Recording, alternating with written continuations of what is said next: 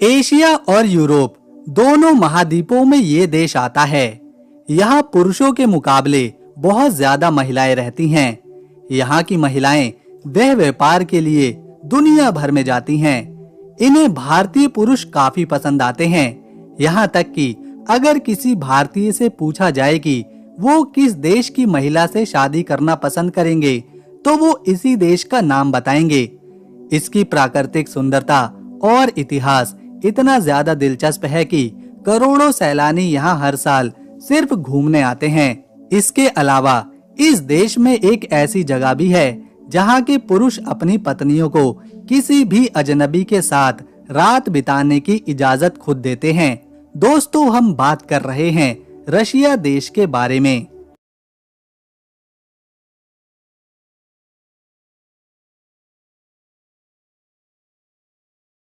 Russia दुनिया का सबसे बड़ा देश है। क्षेत्रफल के मुताबिक ये यूरोप के पश्चिम से लेकर एशिया के उत्तर तक फैला हुआ है।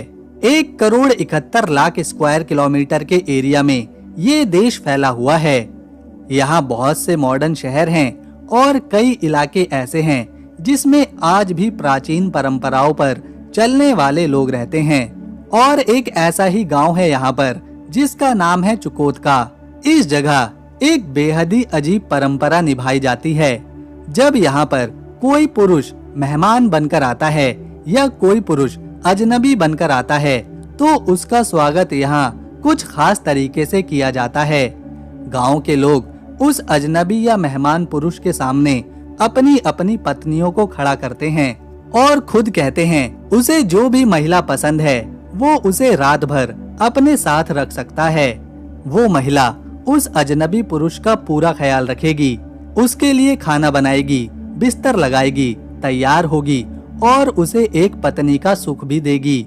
ये सब इस जगह की परंपरा का एक अहम हिस्सा है। अगर रात बिताने के बाद महिला गर्भवती हो जाती है तो फिर पूरा गांव इसके लिए जश्न मनाता है। इसी तरह की परंपरा अलास्का के भी कई हिस्सों में निभाई जाती है।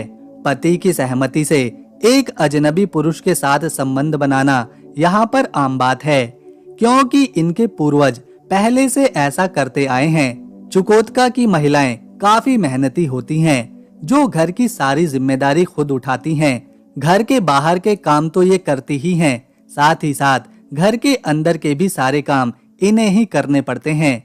पति की सहमति से किसी भी अनजान पुरुष के साथ सोने के लिए ये हमेशा तैयार रहती हैं। अगर कोई अनजान पुरुष गांव की महिला के साथ सोने से मना कर देता है तो उसे यहाँ के लोग अपना अपमान समझते हैं। उनका मानना होता है कि वो अपनी सबसे प्यारी यानी पत्नी उन्हें सेवा करने के लिए दे रहे हैं और वो अजनबी पुरुष उनकी पत्नी की सेवा लेने को तैयार नहीं है। ये पूरे गांव का अपमान है। इससे वो काफी दुखी हो जाते हैं। इसीलिए कोई मेहमान या अजनबी पुरुष चाह कर भी इनकी पत्नियों के साथ सोने से मना नहीं कर पाता। इस पूरे इलाके में जमा देने वाली सर्दियां पड़ती हैं, जो साल में 8 से 9 महीने तक चलती हैं। इनका जीवन बहुत ही सख्त परिस्थितियों में बीतता है। फिर भी ये महिलाएं अपने घर की सारी जिम्मेदारियां तो उठाती ही हैं, साथ में बच्चों को तब तक ज्यादा ध्यान से पालती हैं जब तक वो 10 साल के ना हो जाएं, क्योंकि यहाँ थोड़ी सी भी लापरवाही किसी भी छोटे बच्चे को तुरंत बीमार कर देती है। जहाँ रूस में कई इलाके ऐसे हैं जहाँ बहुत ही कम लोग रहते हैं, अपनी परंपराओं के साथ जीते हैं, तो रूस का बहुत बड़ा हिस्सा अब ऐसे शहरों में रहना पसंद करता है जहाँ सभी चीजें आधुनिक हों। ये है रूस की राजधानी मॉस्को, रूस का दिल।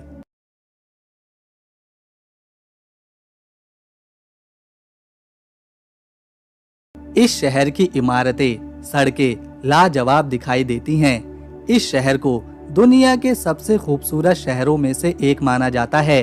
रूस दुनिया का सबसे बड़ा देश है, लेकिन 1991 में सोवियत संघ टूटने से पहले 19 देश और थे जो रूस का ही हिस्सा हुआ करते थे, जिसमें Armenia, Azerbaijan, Belarus, Ukraine, Georgia, Tajikistan, Uzbekistan जैसे देश थे। साल 1991 में सोवियत संघ टूटा और इन देशों को रूस से आजादी मिली। आज भी रूस इतना बड़ा एरिया कवर करता है कि हमारी धरती का 11% हिस्सा रूस में ही जाता है। जहां जमा देने वाली ठंड पड़ती है, ना खत्म होने वाले जंगल दिखाई पड़ते हैं, खूबसूरत पतझड़ का मौसम आता है और गर्मियां तो यहाँ सिर्फ 3 महीने की ही होती हैं, जिन्हें लोग ऐसे बिताते हैं मानो 3 महीने के लिए कोई त्योहार आ गया हो। यहाँ के लोगों को गर्मियां बहुत पसंद होती हैं, क्योंकि गर्मियों में इन्हें भारी भारी और बहुत सारे कपड़े नहीं पहनने पड़ते। इसके अलावा यहाँ की महिलाओं को किसी दूसरे देश के मुकाबले भारतीय पुरुष बहुत पसंद होते हैं। इसीलिए ऐसे बहुत से लोग हैं जो रूस अगर घूमने भी गए हैं तो उन्हें वहाँ बहुत सी ऐसी महिलाएं मिल जाती हैं जो उनसे शादी करना चाहती हैं। कई भारतीय पुरुष हैं जिनकी शादियां रूसी महिलाओं के साथ भी हुई है। ये देश इतना बड़ा है कि अगर कोई इसके एक हिस्से में है तो वहाँ दिन का समय होता है, और अगर कोई इसके दूसरे हिस्से में है तो वहाँ रात का वक्त होता है। यहाँ पर 11 टाइम जोन हैं। एक ही समय में इस देश में 11 अलग अलग टाइम होते हैं, और ऐसा सिर्फ रूस में ही देखने को मिलता है और किसी भी देश में नहीं। दुनिया भर में रूसी महिलाएं व्यापार करने जाती हैं, फिर चाहे वो थाईलैंड हो, वियतनाम हो या फिर भारत, हर जगह ये मौजूद होती हैं। इन्हें दुनिया की सबसे खूबसूरत महिलाओं में से एक माना जाता है। इनके सुनहरे बाल, दूध की तरह सफेद रंग इन्हें और ज्यादा सुंदर बना देता है। रूस के अगर एक बिंदु से यात्रा शुरू करी जाए और इसके आखिरी बिंदु तक पहुंचा जाए तो वहां तक पहुंचने में 7 दिनों का समय लगता है। रूस के लोगों को बियर पीना बहुत पसंद है। शायद इसीलिए 2011 से पहले यहाँ बियर को बियर माना ही नहीं जाता था, बल्कि बियर तो मानो यहाँ कोई सोडा ड्रिंक हो जिसे जब चाहे जहाँ चाहे कोई भी पी सकता है। पब्लिक प्लेस हो, सड़क हो, पार्क हो या फिर घर हो, कहीं भी बियर पीने पर कोई रोक टोक नहीं थी। लेकिन साल 2011 के बाद पब्लिक प्लेसेस पर इसे पीने पर रोक लगा दी गई। रूस का साइबेरिया इतना बड़ा है कि इसमें 4 भारत आसानी से समा सकते हैं, लेकिन साइबेरिया में प्राकृतिक कठोरता इतनी ज्यादा है कि यहाँ पर लोग बहुत कम ही रहते हैं, और इसका ज्यादातर हिस्सा सिर्फ बर्फ से ढके पहाड़ों और जंगलों का है। राजधानी मॉस्को की नाइट लाइफ बेहद ही कमाल की होती है। रात के चाहे 2 ही क्यों न बजे हों, लोग सड़कों पर घूमते मिलते हैं। खास मौकों पर तो मानो ये शहर रात में सोता ही नहीं है। रूसी लोगों को टैटूज बनवाना बिल्कुल भी पसंद नहीं होता। बालों को अतरंगी रंगों से कलर करना भी इन्हें जरा भी पसंद नहीं आता। ब्लैक ड्रेस इनकी पहली पसंद होती है। इसके अलावा रूस की महिलाएं ना मोटी मिलती हैं ना पतली, मानो भगवान ने इन्हें वरदान दे दिया हो कि ये हमेशा खूबसूरत ही रहेंगी। ये है रूस का सेंट पीटरबर्ग शहर, रूस की शाही राजधानी। ये शहर अपने अंदर पूरे रूस का इतिहास, संस्कृति और कला को समेटे हुए है। यहाँ देखने को मिलते हैं बड़े बड़े महल, पुरानी इमारतें, स्टैचूज और शानदार चर्च, जो बताते हैं ये देश पहले से ही कितना खूबसूरत है। यूरोप से, एशिया से, पूरी दुनिया से इस देश को देखने, घूमने और समझने के लिए हर साल 1 करोड़ लोग आते हैं। साल 2023 की एक रिपोर्ट के मुताबिक सिर्फ इंडिया से 60,000 लोग बिजनेस टूरिज्म के लिए रशिया गए थे। इसी बात से अंदाजा लगाया जा सकता है कि भारतीयों को भी रूस कितना ज्यादा पसंद है। इसके अलावा लाखों लोगों का रूस घूमने का एक और कारण है कि इसका बेहद ही सस्ता होना। रूस में जो करेंसी चलती है उसे रूबेल कहा जाता है, जो इंडिया के केवल 92 पैसे के बराबर है। यही वजह है लोग बहुत ही कम पैसों में रूस में एक लंबा समय बिता सकते हैं। यहाँ के लोगों को रूसी बोला जाता है और ये लोग रशियन भाषा बोलते हैं। 14 करोड़ 46 लाख की आबादी में यहाँ पर सबसे बड़ा धर्म ईसाई है, जो कुल आबादी का 71% है, जबकि दूसरा बड़ा धर्म रूस में इस्लाम है, जिसकी हिस्सेदारी 15% से लेकर 18% तक है। जबकि 15 से 20% लोग ऐसे हैं जो किसी भी धर्म में यकीन नहीं रखते। रूस में जो मुस्लिम आबादी है वो खासतौर पर कॉकसस और ततारस्तान जैसे हिस्सों में रहती है। रूस के लोग बहुत ही शांत स्वभाव और बुद्धिमान माने जाते हैं। जब सोवियत संघ और रूस एक ही थे तब से अब तक इसने कुल 31 नोबेल प्राइज अपने नाम किए हैं। 1962 में लीव लैंडर ने पीस में नोबेल प्राइज अपने नाम किया था। 1975 में एंड्री सखारोव ने फिजिक्स के क्षेत्र में नोबेल प्राइज जीता था और इसके बाद 1987 में जोसेफ ब्रॉडस्की ने लिटरेचर में ये पुरस्कार हासिल किया था। इतना ही नहीं, रूस ने साल 1957 में पहला सैटेलाइट अंतरिक्ष में भेज दिया था जो कि स्पुतनिक 1 था और सिर्फ इसके 4 सालों बाद यानी के 1961 में रूस स्पेस एजेंसी को सबसे बड़ी कामयाबी मिली थी जब यूरी गगरिन ने पहली बार अंतरिक्ष की यात्रा करी और पृथ्वी का चक्कर भी लगाया। ये पहली बार था जब कोई इंसान अंतरिक्ष में गया था और उसने पृथ्वी के चारों तरफ चक्कर लगाए थे। इस कामयाबी ने रूस की स्पेस एजेंसी को पूरी दुनिया में नाम और शोहरत दिलाई। दोस्तों, रूस में कई इलाके ऐसे हैं जहां असहनीय ठंड होती है। हमारी धरती पर सबसे ठंडी जगह जहां इंसान रहते हैं वो रूस में ही मौजूद है। ये है ओएमयाकॉन गांव, धरती पर सबसे ठंडी जगह जहां तापमान -50 डिग्री सेल्सियस से लेकर -88 डिग्री सेल्सियस तक नीचे गिर जाता है। इतने कम तापमान में रहना बहुत ही मुश्किल है। ओएमयाकॉन का मतलब ही होता है ठंडे पानी की जगह। यहाँ साल के 10 महीने सिर्फ बर्फ गिरती है। तापमान -50 डिग्री से भी कम रहता है। ये रूस के दूर दराज इलाके में मौजूद है। इतनी ठंड से बचने के लिए यहाँ के लोगों को लगातार काम करते रहना पड़ता है ताकि उनका शरीर गर्म बना रहे। यहाँ की सड़कें बर्फ की चादर से ढक जाती हैं। पेड़ अपना रंग बदलकर सफेद कर लेते हैं। घर की छतों पर सिर्फ बर्फ दिखाई देती है। चारों तरफ बर्फ ही बर्फ। और ये माहौल और ज्यादा मुश्किल तब हो जाता है जब यहाँ हवाएं बहुत तेज चलती हैं जो बेहद ही ठंडी और बर्फीली होती हैं। गांव के लोग केवल मांस खाते हैं, खासतौर पर मछलियों का और दूसरे जानवरों का, क्योंकि आसपास खेती करने लायक कोई जमीन नहीं है।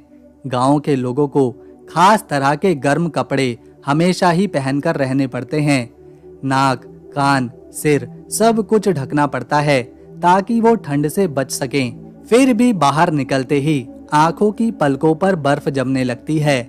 घरों को गर्म रखने के लिए हमेशा लकड़ी और कोयला जलाया जाता है। घरों में बड़े कमरों की बजाय छोटे कमरे बनाए जाते हैं ताकि उन्हें जल्दी से गर्म किया जा सके। घर की सभी खिड़कियां और दरवाजे अच्छी तरह से बंद करने पड़ते हैं ताकि बर्फ और ठंडी हवा अंदर ना आ सके। गर्म पानी की पाइपलाइन पूरे घर में लगाई जाती है जिससे घर को गर्म रखने में मदद मिलती है। बच्चों के स्कूल का समय बदलता रहता है। मौसम के मुताबिक कभी स्कूल सुबह होता है तो कभी दोपहर में। गांव की सड़कों से बर्फ हटाने का काम लगातार जारी रहता है। यहाँ जीवन जीना बेहद ही मुश्किल है। अब अगर इस गांव से बाहर निकलें तो पूरा रशिया ही खूबसूरत है, लेकिन राजधानी मॉस्को की बात ही अलग है। ये जो आप देख रहे हैं ये है गम मॉल जो बहुत ही ज्यादा बड़ा है। अगर इसे कोई एक्सप्लोर करने की सोचे तो उसे कम से कम 3 दिन लग जाएंगे इस पूरे गम मॉल को घूमने में। इसके अलावा यहाँ का रेड स्क्वायर एक मेन टूरिस्ट स्पॉट है और लोकल रशियन लोग भी यहाँ पर बड़ी संख्या में मौजूद रहते हैं। यहाँ लोग वीडियो शूट करते हैं, घूमते हैं। इस पूरे इलाके में लाइटें लगी हैं और जब ये लाइटें जलती हैं तो मानो माहौल पूरी तरह से बदल जाता है और लगता है जैसे कि यहाँ कोई पार्टी ही चल रही है। इस जगह पर रूस अपनी मिलिट्री परेड भी करता है। ये है मॉस्को की सबसे प्रसिद्ध इमारत। इसका नाम है सेंट बेसिल कैथेड्रल। ये एक चर्च है।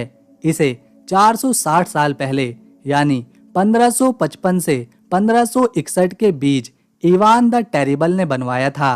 रूस में सेंट बेसिल नाम के एक बड़े पादरी हुए थे, उन्हीं की याद में इसे बनवाया गया है। इसकी खास बात है कि इसमें कोई भी सीधी रेखा नहीं है। इसके सभी गुंबद अलग अलग आकार और रंगों के हैं, जो इसे और ज्यादा सुंदर बना देते हैं। रूस में एक अनोखा कानून है कि यहाँ कोई भी अपनी गंदी गाड़ी को जिस पर धूल, मिट्टी, बर्फ या कीचड़ लगी हो उसे सड़क पर नहीं चला सकता। अगर ऐसा कोई करता है तो उसे अच्छा खासा जुर्माना भरना पड़ता है। तभी यहाँ सारी गाड़ियाँ हमेशा चमचमाती रहती हैं। अपनी गाड़ी को सड़क पर ले जाने से पहले यहाँ के लोग उसे साफ जरूर करते हैं। दोस्तों, रूस के लोगों को पेलमेनी खाना बहुत पसंद होता है और ये रूस की नेशनल डिश भी है। इसमें मांस का कीमा बनाकर उसे पास्ते की छोटी छोटी रोटियों में भरकर बनाया जाता है। इसे मक्खन या फिर सूप के साथ खाते हैं। क्योंकि ये काफी बड़ा देश है तो इसके समुद्री किनारे भी काफी लंबे हैं। लगभग 37,000 किलोमीटर से भी ज्यादा रूस की कोस्ट लाइन फैली हुई है, जो इसे दुनिया की सबसे बड़ी कोस्ट लाइन बनाती है, जो जुड़ी हुई हैं बारेंट सागर से, चुकोतका महासागर से, पैसिफिक महासागर से, जापान सागर से, काले सागर से और कैप्सियन सागर से। यहाँ कई सुंदर समंदर के किनारे हैं जहाँ लोग आते हैं, धूप सेकते हैं, घंटों समय बिताते हैं। इसमें सूची बीच एक प्रमुख है। इसका साफ पानी और सुनहरी रेत किसी को भी आकर्षित कर सकती है। इसके अलावा जापान सागर के किनारे व्लादिवोस्तोक बीच भी बहुत ही सुंदर है। यहाँ ठंडी समुद्री हवाएं चलती हैं और खास समुद्री खाना मिलता है। बाल्टिक सागर के किनारे क्रीमिया बीच भी बहुत ही प्रसिद्ध है। यहाँ गर्मियों के मौसम में काफी भीड़ भाड़ देखने को मिलती है। मॉस्को के रेड स्क्वायर में रूस के महान नेता और क्रांतिकारी व्लादिमीर लेनिन के मृत शरीर को आज भी अच्छे से संभाल कर रखा गया है। उनकी मृत्यु 1924 में हुई थी।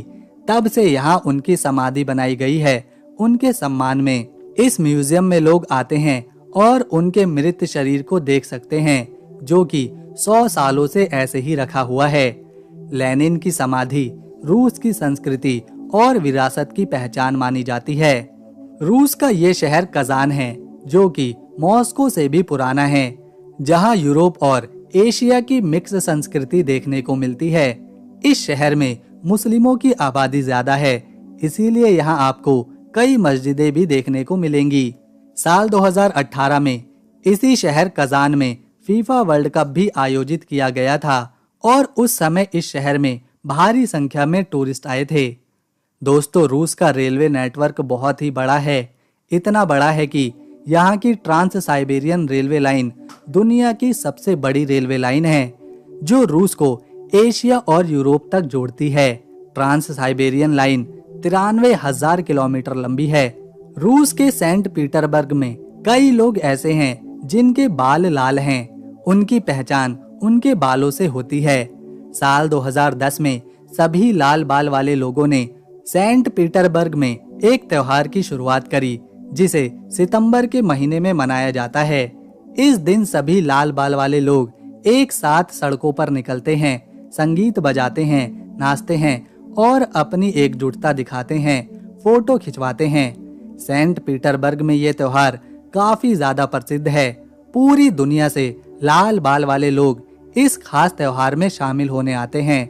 रूस का आधिकारिक नाम रशियन फेडरेशन है। इसके पश्चिम में नॉर्वे, बेलारूस है, उत्तर पश्चिम में फिनलैंड है, बाल्टिक सागर के किनारे एस्टोनिया देश है, दक्षिण में लातविया है, जबकि दक्षिणी सीमा पर यूक्रेन, कजाकिस्तान, चीन, मंगोलिया और उत्तर कोरिया जैसे देश हैं। वहीं रूस की पूर्वी सीमा पर जापान देश है। आपको जानकर हैरानी होगी कि रूस ने 1867 में अपना एक बहुत बड़ा राज्य अलास्का, जिसका क्षेत्रफल 67 लाख स्क्वायर किलोमीटर से भी ज्यादा है, उसे सिर्फ $7.2 मिलियन में अमेरिका को बेच दिया था, क्योंकि वहाँ कोई नहीं रहता था, सिर्फ समंदर, बर्फ और बर्फ के पहाड़ थे। अगर आज अलास्का रूस का हिस्सा होता तो रूस का क्षेत्रफल और ज्यादा बड़ा होता। तो दोस्तों, अगर आपको रूस की हमारी ये वीडियो पसंद आई और इन्फॉर्मेशन अच्छी लगी तो इस वीडियो को एक लाइक दें, शेयर करें और चैनल को सब्सक्राइब कर बेल आइकन जरूर दबाएं, ताकि आने वाली नई वीडियो की अपडेट आपको मिले सबसे पहले। हम मिलेंगे नेक्स्ट वीडियो में, तब तक के लिए नमस्कार, अपना ख्याल रखें।